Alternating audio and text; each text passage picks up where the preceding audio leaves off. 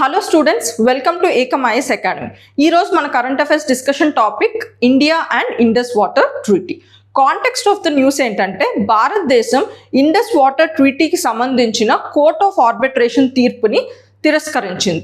అసలు ఏంటి court of arbitration and Indus water treaty గురించి పాకిస్తాన్ అండ్ ఇండియాకి మధ్య ఉన్న వివాదాలు ఏంటి అండ్ అలాగే ఇండియా ఎందుకు ఈ కోర్ట్ ఆఫ్ ఆర్బిట్రేషన్ తీర్పుని తిరస్కరించిందో ఈ రోజు మన కరెంట్ అఫైర్స్ డిస్కషన్ టాపిక్ లో చూద్దాం. ముందుగా ఇది ఏ పార్ట్ ఆఫ్ సిలబస్ లో కవర్ అవుతుందో తెలుసుకుందాం. మనకి యూపీఎస్సీ అయితే పేపర్ 2 ఇంటర్నేషనల్ రిలేషన్స్ అనే టాపిక్ లో కవర్ అవుతుంది అండ్ ఏపీపీఎస్సీ అయితే group 1 prelims and current affairs అనే సెగ్మెంట్ లో కవర్ అవుతుంది అండ్ టీజీపీఎస్సీ మనకి వేరేగా ఇంటర్నేషనల్ రిలేషన్స్ అని మెయిన్స్ లో సెగ్మెంట్ లేకపోయినా prelims and current affairs aspect లో కవర్ అవుతుంది. ఈ పర్టికులర్ కరెంట్ అఫైర్స్ ని మనం ఒక ప్రాక్టీస్ క్వశ్చన్ తో స్టార్ట్ చేద్దాం. As per the Indus Water Treaty, on which of the following rivers does India has exclusive right to use? Options ఏంటి? Indus, Ravi and Beas, B. Jhelum, Indus and Beas, C. Indus, Jhelum and Chenab, option D. Ravi, Beas and Sutlej. Answer తెలిసిన వాళ్ళు తప్పకుండా comment section లో తెలపండి. ఈ రోజు topic ని ఈ సబ్ టాపిక్స్ లో నేర్చుకుందాం. Indus water treaty, dispute resolution mechanism, reason for dispute, how the dispute is handled, why India rejected the ruling. First Indus river గురించి తెలుసుకుందాం.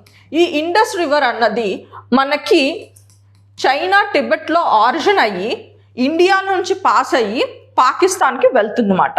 అంటే ఇండస్ అన్నది ఒక international river.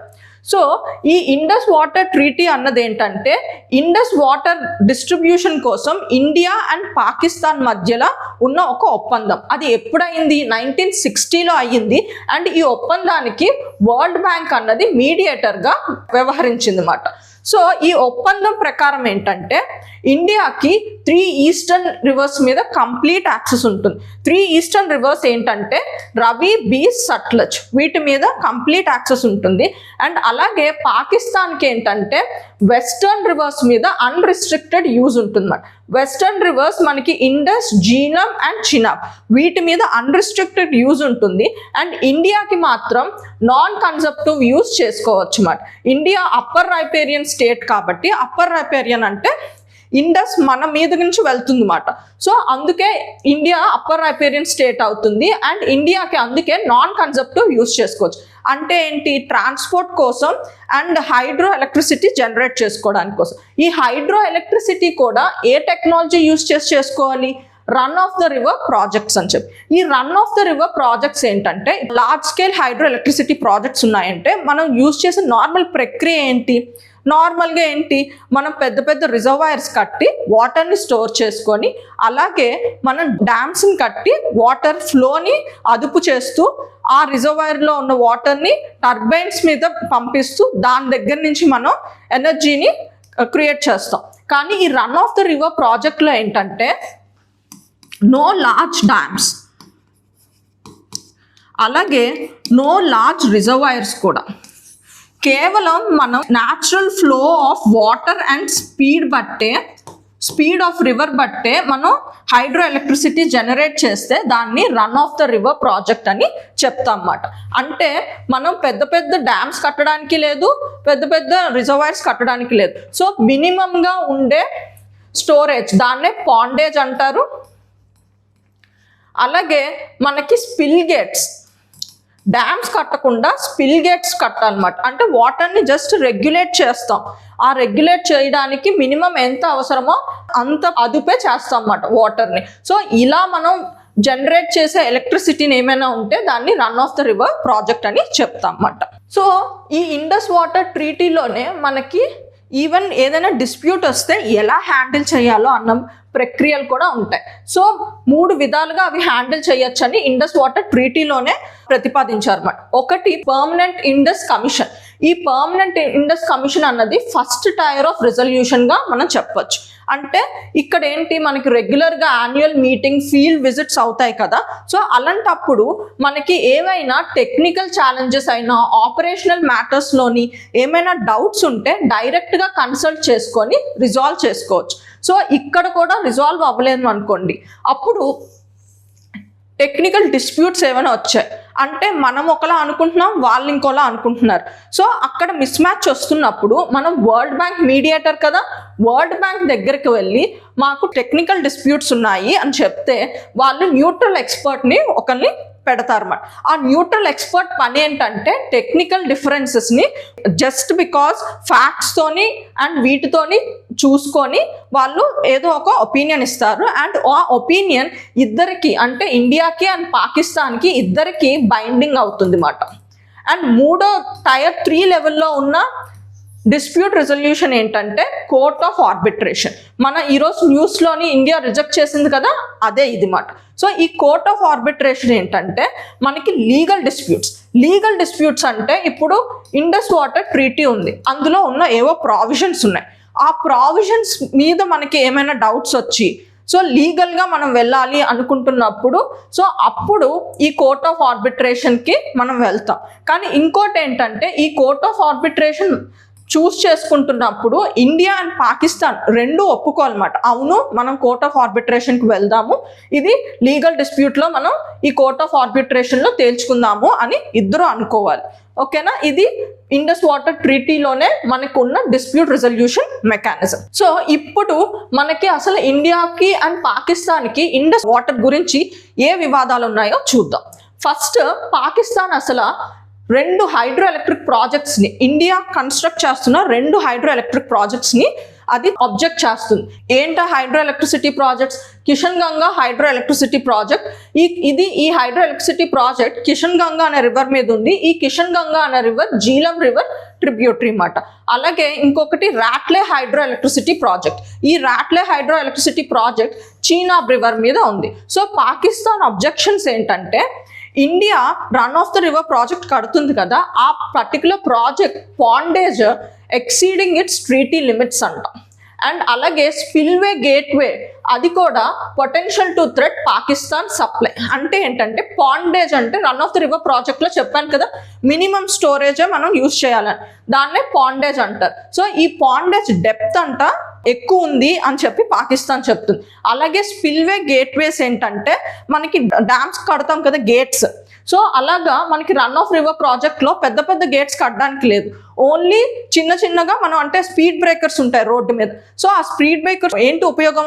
Just only స్పీడ్ని control చేయడానికి. ఇక్కడ స్పిల్వే గేట్వేస్ కూడా జస్ట్ స్పీడ్ని రెగ్యులేట్ చేయడానికే use చేస్తారు. కానీ పాకిస్తాన్ ఏమంటుంది, ఈ స్పిల్వే గేట్వేస్ లెంత్ ఎక్కువ ఉంది, ఆ లెంత్ వల్ల ఇండియా ఫ్యూచర్లోని ఎప్పుడైనా పాకిస్తాన్ వాటర్ని ఆపేయవచ్చు, దానివల్ల పాకిస్తాన్కి వాటర్ సెక్యూరిటీ రావచ్చు అని చెప్పి పాకిస్తాన్ ఎలిగేషన్స్ చేసింది ఈ ప్రాజెక్ట్స్ మీద. అండ్ ఇండియా స్టాండ్ ఏంటి? ఇండియా ఏమంటుంది, లేదు మేము ట్రీటీని ఏం వైలేట్ చేయట్లేదు, మేము రన్ ఆఫ్ ద రివర్ ప్రాజెక్ట్సే కడుతున్నాం అండ్ అవి విత్ ఇన్ ద పర్మిసిబుల్ లిమిట్స్లోనే ఉంటున్నాయని ఇండియా అంటుంది. అండ్ అసలు ఈ ఇష్యూ ఎప్పటి నుంచి స్టార్ట్ అయింది, ఏమవుతుందో కూడా తెలుసుకుందాం. సో మనకి కిషన్ గంగా ప్రాజెక్ట్ అన్నది 2007-2006 ఈ టైంలోనే మనం స్టార్ట్ అయింది, ప్రపోజల్ స్టార్ట్ అయింది. అప్పుడే పాకిస్తాన్ అబ్జెక్షన్ రేజ్ చేసింది. అండ్ 2010లోని పాకిస్తాన్ కోర్ట్ ఆఫ్ ఆర్బిట్రేషన్కి వెళ్ళింది. అండ్ 2013లో కోర్ట్ ఆఫ్ ఆర్బిట్రేషన్ ఏమందంటే, లేదు ఇండియా హైడ్రో ఎలక్ట్రిసిటీ ప్రాజెక్ట్ కట్టుకోవచ్చు కానీ మినిమం వాటర్ లెవెల్ మెయింటైన్ చేస్తే చాలు, సో ట్రీటీలోని అది అంగీకారమే అని చెప్తుందన్నమాట. సో అంతటితో ఊరుకోకుండా పాకిస్తాన్ మళ్ళీ 2016లో మళ్ళీ కొత్తగా అబ్జెక్షన్స్ రేజ్ చేస్తుందన్నమాట. ఈ 2016లో పాకిస్తాన్ మళ్ళీ కోర్ట్ ఆఫ్ ఆర్బిట్రేషన్కి ఈ ఇష్యూ మీద వెళ్దాం అనుకుంటుంది. కానీ ఇండియా ఏమంటుందంటే ఆల్రెడీ 2013లో ఆల్రెడీ కోర్ట్ ఆఫ్ ఆర్బిట్రేషన్ తీర్పిచ్చింది ఇండియా కట్టుకోవచ్చు అని చెప్పి. సో ఇప్పుడు మీకు టెక్నికల్ ఇష్యూస్ ఉన్నాయి కాబట్టి న్యూట్రల్ ఎక్స్పర్ట్స్కి వెళ్దాము అని ఇండియా సజెస్ట్ చేస్తుంది. 2016 డిసెంబర్లో వరల్డ్ బ్యాంక్ ఏం చేస్తుందంటే పాకిస్తాన్ కోర్ట్ ఆఫ్ ఆర్బిట్రేషన్కి వెళ్దాం అంటుంది, ఇండియా న్యూట్రల్ ఎక్స్పర్ట్ వెళ్దాం అంటుంది. సో వరల్డ్ బ్యాంక్ ఏం చేస్తుందంటే రెండింటిని హోల్డ్లో పెడుతుంది మాట. కానీ 2022 మార్చ్లో మళ్ళీ వరల్డ్ బ్యాంక్ ఏం చేస్తుందంటే న్యూట్రల్ ఎక్స్పర్ట్కి కేసు ఇస్తుంది, అలాగే కోర్ట్ ఆఫ్ ఆర్బిట్రేషన్ కూడా ప్రతిపాదిస్తుంది అన్నమాట ఈ కేసుని. సో రీసెంట్గా ఏమైందంటే ఈ కోర్ట్ ఆఫ్ ఆర్బిట్రేషన్ ఈ డిజైన్ ఇష్యూస్ అన్నవి లీగల్ డిస్ప్యూట్ కిందే వస్తాయి అని తీర్పిచ్చింది అనమాట. సో దానికోసమే ఇండియా ఈ కోర్ట్ ఆఫ్ ఆర్బిట్రేషన్ ఇచ్చిన తీర్పుని తిరస్కరించింది. సో ఏ బేసిస్ మీద ఇండియా తిరస్కరించిందో ఇప్పుడు చూద్దాం. So India call this court of arbitration illegally constituted. ఎందుకు ఇల్లీగల్గా కాన్స్టిట్యూట్ అయిందంట? ఎందుకంటే మనకి డిస్ప్యూట్ రిజల్యూషన్ మెకానిజంలో కోర్ట్ ఆఫ్ ఆర్బిట్రేషన్ అన్నది ఒక పద్ధతే, అవును. కానీ ఈ పద్ధతి ఎప్పుడు యూజ్ చేయొచ్చు? ఇండియా అండ్ పాకిస్తాన్ ఇద్దరు మ్యూచువల్ కన్సర్న్ ఉండి అప్పుడు యూజ్ చేయొచ్చు. కానీ మనకి ఇండియా ఏమంటుంది? న్యూట్రల్ ఎక్స్పర్ట్కి వెళ్దాం అంటుంది, పాకిస్తాన్ కోర్ట్ ఆఫ్ ఆర్బిట్రేషన్కి వెళ్ళాలనుకుంటుంది. సో ఇద్దరు కామన్ కన్సర్న్కి రాలేదు, అయినా world bank court of arbitration తీర్పు ఇచ్చేసింది మాట. సో అందుకే ఇది ఇల్లీగలీ కాన్స్టిట్యూటెడ్ అని చెప్తుంది. Next, parallel proceedings violated the treaty. So treaty పరంగానే అంటే article 9 of Indus valley treaty ఏం చెప్తుంది? ఒకటి తర్వాత అంటే టైర్ 1, టైర్ 2, టైర్ 3 ఒకటి తర్వాత ఇంకొకటి వాడాలి, అంతేగాని సైమల్టేనియస్గా ప్యారలల్గా రెండు డిస్ప్యూట్ మెకానిజమ్స్ వాడచ్చని ఎక్కడ ట్రీటీలోనే లేదు. సో ఇక్కడ ఏంటి, వరల్డ్ బ్యాంక్ 2022లో మనకి న్యూట్రల్ ఎక్స్పర్ట్స్కి ఆ విషయాన్ని పంపించింది, అలాగే కోర్ట్ ఆఫ్ ఆర్బిట్రేషన్ కూడా ఇచ్చింది. సో ఇది ట్రీటీకే వైలేషన్ మాట. ఇంకొకటి, అండ్ ఇండియా ఏమనుకుంటుంది, కిషన్ గంగా ఈ రాట్లే డిస్ప్యూట్స్ అన్నవి టెక్నికల్ ఇష్యూస్. ఓకే, అంటే పాకిస్తాన్ ఏమంటుంది, సో మీరు పాండేజ్ డెప్త్ పెంచారు అండ్ అలాగే ఈవెన్ స్పిల్ గేట్స్ లెంత్ పెంచారు, ఇవన్నీ టెక్నికల్ ఇష్యూస్ కదా. సో దానికి న్యూట్రల్ ఎక్స్పర్ట్కి వెళ్తే చాలు, లీగల్ ఆస్పెక్ట్ కాదు అని ఇండియా ఉద్దేశం. అండ్ ఇంకొకటి, మనకి పహల్గామ్ టెర్రర్ అటాక్ అయిన తర్వాత ఇండియా ఇండస్ వాటర్ ట్రీటీని సస్పెండ్ చేసింది. సస్పెండ్ చేస్తున్నప్పుడు ఆటోమేటిక్గా దానిలో ఉన్న ప్రావిజన్స్ కూడా సస్పెండ్ అవుతాయి. సో ఇండియా ఈ కోర్ట్ ఆఫ్ ఆర్బిట్రేషన్ ఇచ్చిన తీర్పుకి అనుకూలంగా ఉండక్కర్లేదు. సో అసలు ఇండియా కరెంట్ పొజిషన్ ఏంటి ఈ ఇండస్ వాటర్ ట్రీటీ మీద? సో ఇండియా కరెంట్ పొజిషన్ ఏంటంటే, it does not contain a formal exit class. అంటే ఇండస్ వాటర్ ట్రీటీలోనే ఎన్ని ప్రావిజన్స్ ఉన్నా అందులోని ఎక్కడ ఇండియా ఎగ్జిట్ అయిపోవాలన్నా, పాకిస్తాన్ ఎగ్జిట్ అయిపోవాలన్నా అక్కడ ఒక ప్రావిజన్ అంటూ లేదు. కానీ ఇండియా ఎందుకు ఎగ్జిట్ అయింది, ఏ బేసిస్ మీద ఎగ్జిట్ అయిందంటే, ఇంటర్నేషనల్ కన్వెన్షన్స్ అని కొన్ని ఉంటాయి కస్టమరీవి. అవి ఎప్పుడు ఉంటాయి అంటే, core values of core philosophy of that particular ట్రీటీని వాల్యూ ఇవ్వకపోతే సో ఇండియా ఆ బేసిస్ మీద బయటకు వచ్చేసింది అనమాట. సో అంటే ఏంటి, ఇక్కడ ఇండియా అప్పర్ రైపేరియన్ స్టేట్ అయినా సో వాటర్ ఆటోమేటిక్గా న్యాచురల్గా ఇండియా నుంచి పాస్ అవుతుంది. కానీ ఇండియా రెస్పాన్సిబుల్గా ఫీల్ అయ్యి ఓకే పాకిస్తాన్తో ఒక ఒప్పందం చేసుకుందాము అని చెప్పి రెస్పాన్సిబుల్గా ఉంది. కానీ పాకిస్తాన్ ఏం చేస్తుంది, టెర్రరిజం యూజ్ చేస్తూ మన నేషనల్ సెక్యూరిటీని ఇంపాక్ట్ చేస్తుంది. సో ఇది రెస్పాన్సిబుల్గా బిహేవ్ చేయలేనప్పుడు మనం ట్రీటీకి అనుగుణంగా ఉండాలి అని ఇండియా సస్పెండ్ అయిపోయింది అన్నమాట. ఇంకొకటి, ఈవెన్ దో ఇండియా సస్పెండ్ అయిపోయినా ఇండియా ఎప్పటి నుంచో ఉన్న ఈ కిషన్ గంగా అండ్ రాట్లీ ప్రాజెక్ట్స్ ఉన్నాయి కదా, దాని మీద ఇండియా స్టాండ్ ఏంటి, న్యూట్రల్ ఎక్స్పర్ట్కి నేను వెళ్తాను అని చెప్పి. సో ఇండియా ఏమంటుంది, ఇప్పటికీ న్యూట్రల్ ఎక్స్పర్ట్కి వెళ్ళాలి అనే ఒప్పందం ఉంది కాబట్టి, ఆర్ న్యూట్రల్ ఎక్స్పర్ట్కి నేను వెళ్తానని చెప్తుంది కాబట్టి ఇండియా కంప్లీట్గా దాని నుంచి ఎగ్జిట్ అయిపోయినట్టు కాదు. ఎందుకంటే ఇండియా రూల్ బేస్డ్ ఆర్డర్ని ఫాలో అవుతుంది కాబట్టి. అండ్ అంతేకాకుండా జాన్ 2023 అండ్ సెప్టెంబర్ 2024లో ఇండియా పాకిస్తాన్కి ఒక నోటీస్ పంపించింది. ఆ నోటీస్ దేని గురించి, మనకి 1960లో తెచ్చుకున్న ఒప్పందం ఇండస్ వాటర్ ట్రీటీ ఒప్పందం అప్పటి కండిషన్కి సరిపోతుంది. కానీ ఇప్పటి కండిషన్స్కి, ఇప్పటి జియోపొలిటికల్ కండిషన్స్కి, ఇప్పుడు క్లైమేట్ చేంజ్కి ఆ ట్రీటీని ఒకసారి మనం రివ్యూ చేసుకుందాం అని చెప్పి నోటిఫికేషన్స్లా పంపించింది అన్నమాట. ఇది India current stand on Indus water treaty. So ఇప్పుడు ఈ కరెంట్ అఫైర్స్ క్వశ్చన్ని ఆన్సర్ చేసి మీ ఆన్సర్ని తప్పకుండా కమెంట్ సెక్షన్లో తెలపండి. ఇప్పుడు ఈ కరెంట్ అఫైర్స్ క్వశ్చన్ని ఆన్సర్ చేసి కమెంట్ సెక్షన్లో మీ ఆన్సర్ని తప్పకుండా తెలపండి. Thank you.